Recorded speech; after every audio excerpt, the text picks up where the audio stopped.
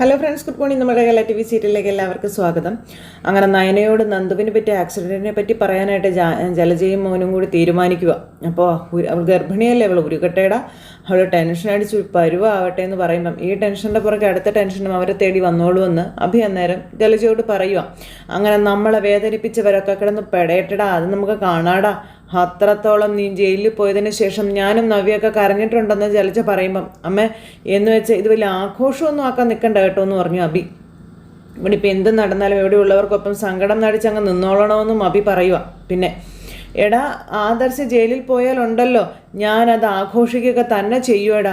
നിന്നെ ജയിലിലേക്ക് പറഞ്ഞു വിട്ടതിൻ്റെ ശിക്ഷയാണ് അവന് കിട്ടിയതെന്ന് ഞാനിവിടെ എല്ലാവരോടും പറയുവടാന്നും പറഞ്ഞ് അമ്മ പറയുമ്പോൾ അങ്ങനെ സന്തോഷം അമിതമാകരുതെന്നേ ഞാൻ അമ്മയോട് പറഞ്ഞോളൂ. ഒരുപാട് അങ്ങ് സന്തോഷിച്ചാൽ ചിലപ്പോൾ നമുക്ക് കരയേണ്ടി വരുമെന്ന് ഈ അമ്മയോട് പറയാം. നമ്മളെന്തായാലും കരയാൻ വിധിക്കപ്പെട്ടവരാണല്ലോ. പിന്നെ ഇടയ്ക്കിടയ്ക്ക് ഉണ്ടാകുന്ന ഇത്തരം സന്തോഷങ്ങൾ നമുക്ക് ആഘോഷിക്കേണ്ടേടാ എന്ന് അമ്മ മോനോട് ചോദിക്കുമ്പം മൂടി വച്ചിരിക്കുന്ന രഹസ്യം പുറത്തു കൊണ്ടുവരാൻ ഇനി അമ്മ തന്നെ നിമിത്തമാവോ എന്നിവ മനസ്സിൽ ചിന്തിക്കുമ്പം ഞാനേ അവളെ ഒന്ന് കാണട്ടെ, ഭർത്താവിൻ്റെ വിളിയും പ്രതീക്ഷിച്ച് മുറിക്കകത്തിരിക്കുന്നവളെ എന്ന് ജലജ അഭിയോട് പറയുമ്പോൾ എന്ന് പറഞ്ഞു. ഡ്രൈവർ ഉറങ്ങിയിട്ട് പോലീസ് വാഹനത്തിൽ ഇടിച്ചതാണെന്നൊക്കെയാണ് പറയുന്നത്. അങ്ങനെയൊന്നും ആയിരിക്കത്തില്ലെന്നേ. അവളോട് ഈ നാട്ടിലുള്ള എല്ലാ ഗുണ്ടകൾക്കും ശത്രുതയാണെന്നും അവരെല്ലാവരും മനഃപൂർവ്വം പോലീസ് വാഹനത്തിൽ ടെമ്പോ കൊണ്ടുപോയി കയറ്റിയതായിരിക്കും എന്നൊക്കെ പറയുമോ, കൊല്ലാൻ വേണ്ടി തന്നെ ചെയ്തതായിരിക്കും, എന്നിട്ട് അവൾ ചത്തില്ലല്ലോ എന്നൊക്കെ പറഞ്ഞ് ജലജ ഇങ്ങനെ നേരെ നയനയുടെ റൂമിലേക്ക് പോവുക. അഭിയാണെങ്കിൽ ഭയങ്കര സന്തോഷവാനായിട്ട് അവിടെ നിൽക്കുന്നു. ആ സമയത്ത് നയന ഇങ്ങനെ അതിലെ നടന്നു വരുമ്പോഴാണ് ജലജ അങ്ങോട്ടേക്ക് ചെല്ലുന്നത്. നീ അറിഞ്ഞില്ലേ നയനെ കാര്യങ്ങളൊന്നും എന്ന് ചോദിച്ചു. എന്താ പ്രശ്നം? അത് പിന്നെ എന്നിട്ട് ഇങ്ങനെ ആലോചിക്കാം, ഇവൾക്ക് ഇരട്ട പ്രഹര കിട്ടാൻ പോകുന്നത്. ഈ സമയത്ത് ഇതുപോലുള്ള ആദ്യമൊക്കെ ഉള്ളിൽ ചെന്നാലേ മിക്കവാറും ഉള്ളിൽ കിടക്കുന്ന കുഞ്ഞ് ആവിയായി പൊക്കോളൂ എന്ന് പറഞ്ഞു. അപ്പോൾ എന്താ പറ്റുമെന്ന് പറയാത്തേന്ന് ചോദിച്ചു നയന. അല്ല, പിന്നിൽ വണ്ടി ഇടിച്ചെന്നോ ആശുപത്രിയിലായെന്നൊക്കെയാണ് കേട്ടതെന്ന് പറയുമ്പോഴത്തേക്കും എന്ന് പറഞ്ഞ് നയന അന്തം വിട്ടിങ്ങനെ നോക്കുക. ഇനിയിപ്പോൾ അത് ശരിക്കുള്ള ആക്സിഡൻ്റ് ആണോ അതോ കൊലപാതക ശ്രമമാണോ എന്ന് പോലും പറയാൻ പറ്റത്തില്ല എന്നൊക്കെ പറഞ്ഞിങ്ങനെ പറയണു. അതുപോലെയാണല്ലോ അവളുടെ പോക്ക് എന്നൊക്കെ പറയുമ്പം അപ്പച്ചി എന്തൊക്കെ ഈ പറയുന്നേന്ന് ചോദിച്ചു. അപ്പം നീ അപ്സെറ്റ് ആവാനൊന്നും ഇല്ലെന്നേ, ഒന്നും സംഭവിച്ചൊന്നും കാണത്തില്ലെന്നേ, അവളുടെ പരിക്ക് അത്ര ഗുരുതരമൊന്നും അല്ലെന്നാ പറയണേന്നൊക്കെ പറയുമ്പം ആരുടെ കാര്യം പറയുന്നതെന്ന് ചോദിച്ചു. അതെ, പോലീസ് വാഹനത്തിൻ്റെ പിറകിലൊരു വണ്ടി പാഞ്ഞു വന്ന് ഇടിച്ചെന്ന് നന്ദുവും ഡ്രൈവറും ഒക്കെ ഇപ്പോൾ ഹോസ്പിറ്റലാണെന്ന് പറഞ്ഞപ്പോഴത്തേക്ക് നയന നടുങ്ങിപ്പോയി. അപ്പോൾ അപ്പച്ചും ഇല്ലാത്തത് പറയരുത് കേട്ടോ എന്ന് നയന പറയുമ്പോൾ ഇല്ലാത്തതൊന്നും അല്ല, ദേ ഇപ്പോൾ വാർത്തയിലുണ്ടായിരുന്നു ഈ സംഭവം, അല്ലാതെ ഇത് എന്നോടാരും വിളിച്ച് പറഞ്ഞതൊന്നും അല്ല എന്നൊക്കെ പറഞ്ഞുകൊണ്ട് ജലജ ഇങ്ങനെ പറഞ്ഞു.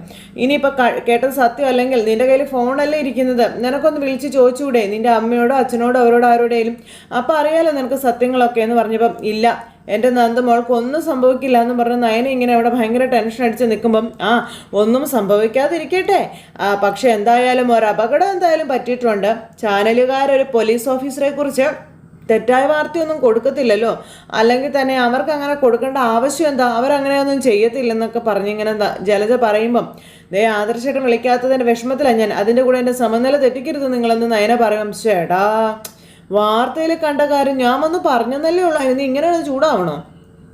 എപ്പോഴായാലും നിൻ്റെ അനിയത്തിക്ക് അപകടം പറ്റിയാൽ അത് നീ അറിയാതിരിക്കുമോ എന്നും ജലജ ചോദിക്കാം. എന്നാൽ പിന്നെ നേരത്തെ അറിഞ്ഞോട്ടെ എന്ന് കരുതി ഞാനൊന്ന് പറഞ്ഞെന്നേ ഉള്ളൂ, അതിന് നീ ഇത്ര പറയാനൊന്നുമില്ല, ഇപ്പോൾ ഞാൻ പ്രതിയായിരിക്കുന്നു, എന്നാൽ പിന്നെ ഞാൻ ഇനിയൊന്നും പറയുന്നില്ലേ എന്നും പറഞ്ഞ് ജലജ അവിടുന്ന് ഒരു ചിരിയും ചിരിച്ചിങ്ങനെ പോരും കേട്ടോ. നയനയാണെങ്കിൽ ഇങ്ങനെ അവിടെ ആകെ വല്ലാണ്ടായിട്ട് നിൽക്കുമ്പോൾ ഉരുടി നീ നിന്ന് ഉരുകെന്നും പറഞ്ഞുകൊണ്ടാണ് ജലജ അവിടുന്ന് പോരുന്നത്. അപ്പം ജലജ അങ്ങ് പോയി കഴിഞ്ഞപ്പോഴത്തേക്കും നയന ഭയങ്കരമായിട്ട് വിഷമിച്ച് ഇങ്ങനെ നിൽക്കും, ദൈവമേ സത്യമായിരിക്കുമോ എന്ന് ആലോചിച്ച്.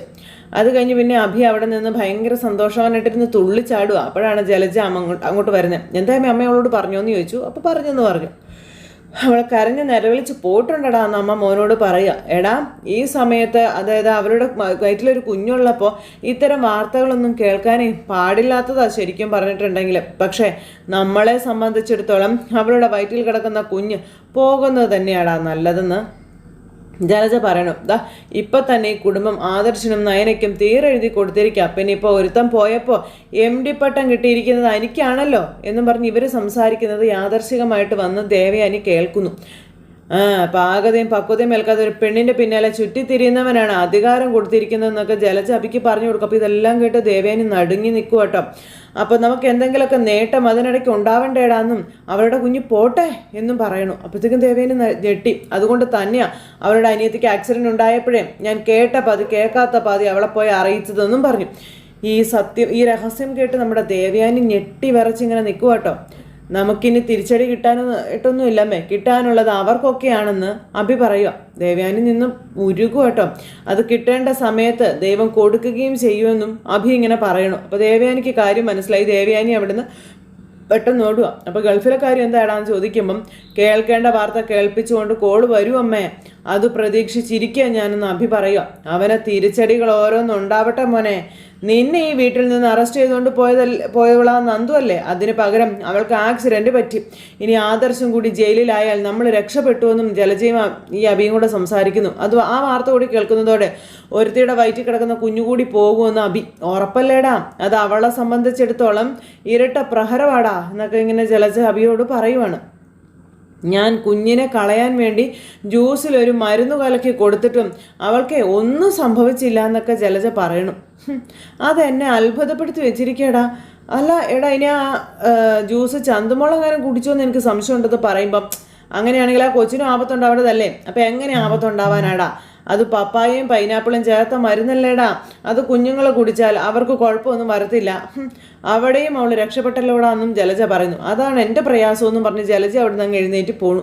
അപ്പോഴേക്കും ദേവയാനി അവിടെ നിന്ന് പോയായിരുന്നു. ദേവയാനി എന്നിട്ട് അവിടെ പോയി ഇതൊക്കെ കേട്ട് ഇങ്ങനെ ഭയങ്കര ഇതായിട്ട് അങ്ങനെ ഇരിക്കും കേട്ടോ, വിഷമിച്ച്. ആ സമയത്ത് ജലജ അങ്ങോട്ട് നിന്നു. ഏട്ടത്തി അറിഞ്ഞായിരുന്നോ കാര്യങ്ങൾ എന്നും ചോദിച്ച്. അപ്പം ഞാൻ അറിഞ്ഞു. എൻ്റെ മരുമോൾ എന്നോടൊന്നും പറഞ്ഞില്ല, എന്നാ പറയാതെയാണ് അവൾ ഇവിടെ നിന്ന് പോയതെന്ന് പറഞ്ഞു. പക്ഷേ നീ നിന്റെ മോനോട് സംസാരിക്കുന്നത് ഞാൻ കേട്ടു എന്ന് പറയുമ്പോഴത്തേക്കും ജലജ ഞെട്ടി. ഈശ്വര ഭഗവാനെ, കുഴഞ്ഞോ എന്ന് ദേവേനി. അതിന് ഞാൻ അഭിയോടൊന്നും പറഞ്ഞില്ലല്ലോ. നീ ഒന്നും പറഞ്ഞില്ലല്ലേ എന്ന് ചോദിച്ചുകൊണ്ട് ദേവേനെങ്കിൽ ചെന്നില്ലേ?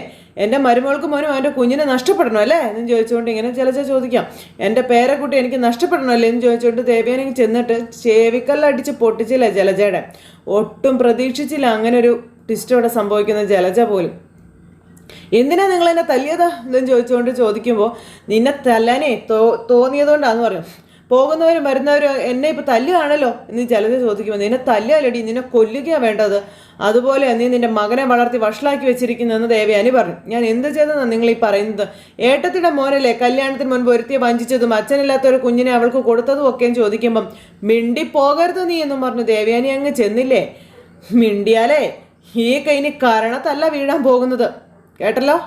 ഈ രണ്ട് കൈ കൊണ്ട് നിന്നെ കഴുത്ത് പിടിച്ച് ഞാൻ ഞെരിക്കും, നിന്നെ ശ്വാസം മുട്ടിച്ച് കൊല്ലും ഞാനെന്നും ദേവയാനി പറയാം.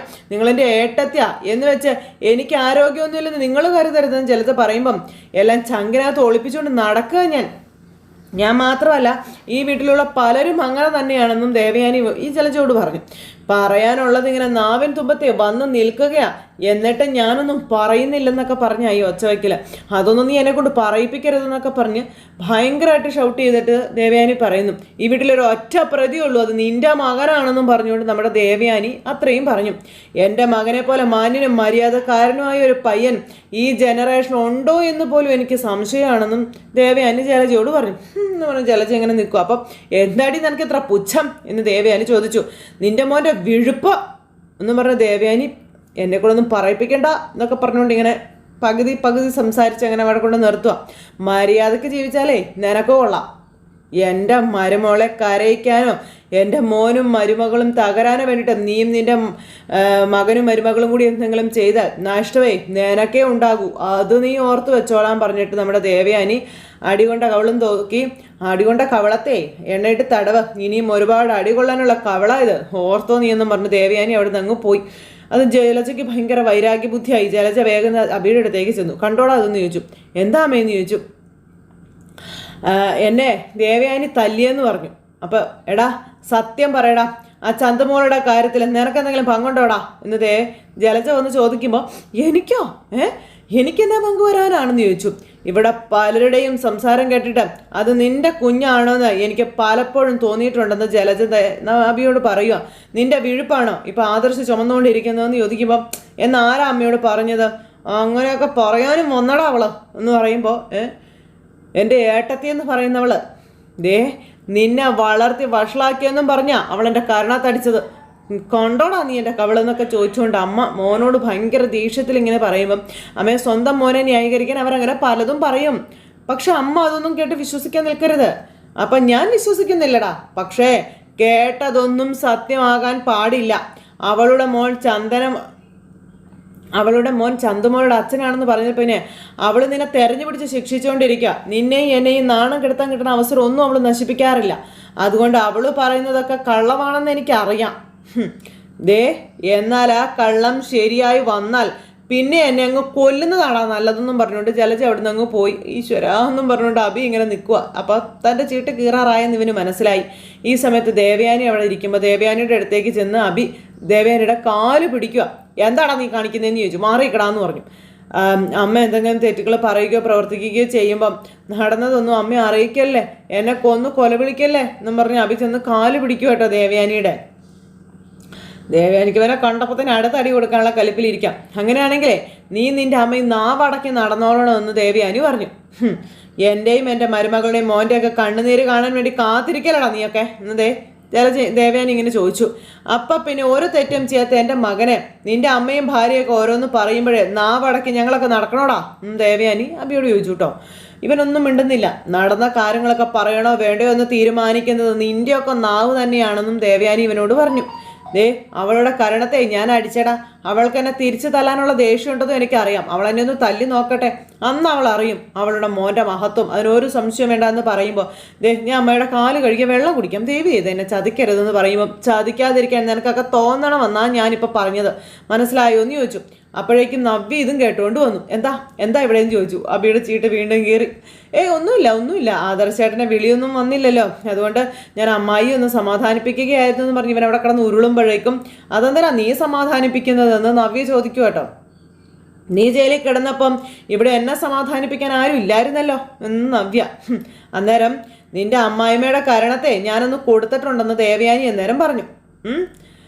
ഇനി നീയും തല്ലായിരുന്നു വാങ്ങരുത് എന്ന് ദേവയാനി നവ്യയോട് പറയുക. പിന്നെ നിന്റെ അനിയത്തിക്ക് ആക്സിഡന്റ് ഉണ്ടായല്ലോ, അതറിഞ്ഞിട്ട് നീ എന്തുകൊണ്ട് അവിടെ പോയില്ല എന്ന് പറയുമ്പം ഞാൻ പോയില്ല, ഞാൻ പോകുന്നുമില്ല. അല്ല എന്തിനാ ഞാൻ അങ്ങോട്ട് പോകുന്നത്? സ്വന്തം ചേച്ചിയുടെ കണ്ണുനീര് കാണാത്ത ഒരു അനിയത്തിയെ എനിക്ക് കാണേണ്ട ആവശ്യമൊന്നുമില്ല. അപ്പോൾ സാധാരണ ഒരു വീട്ടിലെ ചേച്ചിമാരെ കണ്ടാണ് അനിയത്തിമാർ പഠിക്കുന്നതെന്നും പക്ഷേ ഇവിടെ നിന്റെ അനിയത്തിമാർ പൂവിട്ട് പൂജിക്കണമെന്നും ദേവയാനി പറയാം. നയനയും നവ്യനും പോലെ മനോഗുണമുള്ള പെൺകുട്ടികൾ അനിയത്തിമാരായിട്ട് ജനിക്കാൻ പുണ്യം നീ ചെയ്യണമെന്നും പറഞ്ഞു. അതെ, പുണ്യം ചെയ്യണം. സ്വന്തം ചേച്ചിയുടെ ജീവിതം തകർക്കുന്ന ഇതുപോലെയുള്ള അനിയത്തിമാരെ കിട്ടാനേ എന്തായാലും പുണ്യം ചെയ്യണം എന്ന് നവ്യ പറയുമ്പം എൻ്റെ നാവൊന്ന് പിഴച്ചാൽ മതി, നിന്റെ ഈ സംസാരം ഇവിടെ നിൽക്കും എന്ന് ദേവയാനി നവ്യയോടും പറയുന്നു. അപ്പം നവ്യെ അമ്മായിക്ക് അത്യാവശ്യം അസുഖങ്ങളുടെ കൂട്ടത്തിലാണ്, ചുമ്മാ BP കൂട്ടാ, നീ പോയേ എന്ന് അബി. അപ്പം എന്തിനാടാ ഞാൻ പോകുന്നത് നവ്യ. അമ്മായി ആയാലും അമ്മയായാലും അച്ഛനായാലും പറയുന്നത് തെറ്റാണെങ്കിൽ അതിന് തിരിച്ചു മറുപടി പറയുക തന്നെ വേണം, അല്ലാതെ മിണ്ടാതിരിക്കുകയല്ല വേണ്ടത്. അതുകൊണ്ട് കഴുത്ത് പോകുന്നുള്ള പേടിയൊന്നും വേണ്ടാന്നും പറഞ്ഞു. ഒരാൾ ഗൾഫിലോട്ട് പോയി അവിടെ നന്നാക്കാനായിട്ട്, അപ്പോഴും അധികാരം മുഴുവനും എനിക്കല്ലേ കൊടുത്തതെന്ന് നവ്യ ഇങ്ങനെ ചോദിക്കുക. ദേവയാനിയുടെ പുറകെ നടന്ന് പണി മേടിച്ച് കേട്ടുവാ നവ്യ. എന്നിട്ട് അവൻ അധികാരം കിട്ടിയപ്പോഴോ നിന്നെ പിടിച്ച് അവൻ പുറത്താക്കിയില്ലേന്ന് ചോദിച്ചു. പിന്നെ എന്തിനാണ് ഇവരുടെയൊക്കെ മുന്നിൽ നീ താഴാൻ പോകുന്നതെന്നൊക്കെ ചോദിച്ചിട്ട് നവ്യ അവിടെ നിന്ന് അങ്ങ് കയറിപ്പോയി. നവ്യ അങ്ങ് പോയി കഴിഞ്ഞപ്പോൾ അബി ഓന്നും പറഞ്ഞിരിക്കുക. എടാ ഞങ്ങൾ മൂടി വെച്ചുകൊണ്ടിരിക്കുന്ന രഹസ്യത്തിന് ഇത് അധികം ആയുസൊന്നും ഇല്ലടാ, അത് ഞാൻ നിന്നോട് പറഞ്ഞല്ലോ, നിന്റെ ഭാര്യ അമ്മയായിട്ട് തന്നെ ഞങ്ങളെ കൊണ്ട് പറയിപ്പിക്കുമെന്ന് പറയുമ്പം അതിനു മുൻപ് അമ്മായി എനിക്കൊരു ഉപകാരം ചെയ്തു തരണം, എന്നെ അങ്ങോട്ട് കൊന്നുകളാ, അതാ വേണ്ടതെന്ന് പറയുമ്പം അത് ഞങ്ങൾ ചെയ്യേണ്ട ആവശ്യമില്ലടാ, ഇപ്പം പോയില്ലടാ ഒരുത്തി, അവള് സത്യം അറിയുമ്പം നിന്നെ കുത്തി കൊന്നോളുവടാന്ന് ദേവയാനി പറഞ്ഞിട്ട് ദേവയാനി അവിടെ നിന്ന് എഴുന്നേറ്റ് പോയി. എൻ്റെ ദൈവമേന്നും പറഞ്ഞുകൊണ്ട് ഇവൻ അവിടെ അങ്ങനെ ഇരിക്കുക. കൊല്ലുമെന്ന് അവന് തന്നെ വ്യക്തമായിട്ട് അറിയാം. അങ്ങനെ അബി ആകെ ടെൻഷൻ അടിച്ച് സകല ദൈവങ്ങളെയും വിളിച്ച് പ്രാർത്ഥനയോടെ കൂടി അവിടെ ഇരിക്കുവാണ്. അങ്ങനെ അതെല്ലാം കഴിഞ്ഞു. ഈ ഒരു സംഭവം എല്ലാം കഴിഞ്ഞതിന് ശേഷം പിന്നെ കാണിക്കുന്നത് നവീൻ വീട്ടിലിരുന്ന് നന്ദുവിനെ പറ്റി ആക്സിഡൻറ്റിനെ പറ്റി പറയുവാണ്. അപ്പോൾ എനിക്കൊരു കേസ് ചെയ്യിപ്പിച്ചതിന് എനിക്കൊരു പാർട്ടി തന്നിട്ട് പോക്കാം, അപ്പോഴാണ് ഈ ആക്സിഡൻറ്റ് ഉണ്ടായെന്നൊക്കെ പറഞ്ഞു. അപ്പോൾ നേരിട്ട് ഏറ്റുമുട്ടാൻ പറ്റാത്തത് ഗുണ്ടകൾ വളഞ്ഞ വഴി സ്വീകരിച്ചതായിരിക്കും അല്ലേ എന്ന് മുത്തശ്ശൻ ചോദിക്കാം. അതേന്ന് പറഞ്ഞു. പിന്നെ ഏത് നേരം ആ പെൺകൊച്ചിനെ കാണുകയും സംസാരിക്കുകയും ഒക്കെ ചെയ്യുന്നുണ്ടല്ലോ എന്ന്. അതുപോലെ തന്നെ ഈ വീടിനകത്തും ആ കൊച്ചിനെ കുറിച്ച് ഒരുപാട് കാര്യങ്ങൾ പറയുന്നുണ്ടല്ലോ എന്നൊക്കെ പറഞ്ഞു. ഇനി സാറിൻ്റെ മനസ്സിലുള്ള പെൺകുട്ടി അവളെങ്ങാനും ആണോ എന്ന് ഗുമസ്തൻ ചോദിച്ചപ്പോൾ ഇങ്ങനെ നോക്കുക നമ്മുടെ നവീനെ. അപ്പോൾ ഇത് ആ പെൺകൊച്ചാണെങ്കിൽ ഇവൻ നമ്മളോട് തുറന്ന് പറഞ്ഞുകൂടെ എന്ന് ചോദിച്ചു മുത്തശ്ശൻ. അപ്പോഴാണ് ചായയായിട്ട് അമ്മ വരുന്നത്. പറയുന്നില്ലല്ലോ എന്നും പറഞ്ഞു ഗുമസ്തൻ ചേട്ടൻ അവിടെ ഇരിക്കുമ്പം, അല്ല ഏത് പെൺകുട്ടിയുടെ കാര്യമാണ് നിങ്ങൾ പറഞ്ഞേ?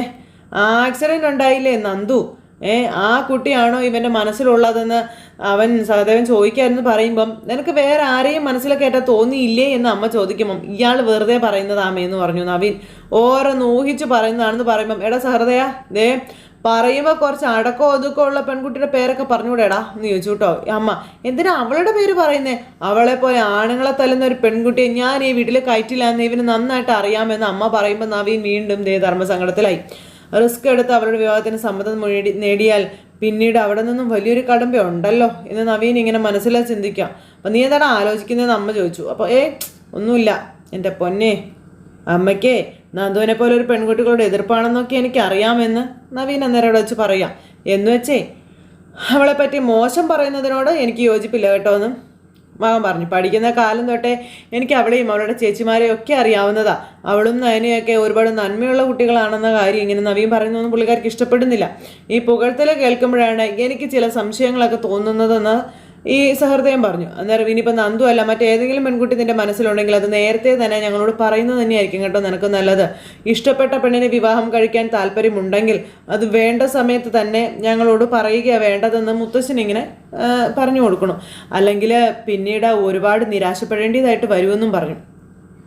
അന്നേരം എടാ നീ ഞങ്ങൾക്ക് ഒറ്റ മോനായതുകൊണ്ട് നീ ജനിച്ചപ്പോൾ മുതൽ എനിക്കും നിന്റെ അച്ഛനും ഒക്കെ ഒരുപാട് സങ്കല്പങ്ങളുണ്ട്.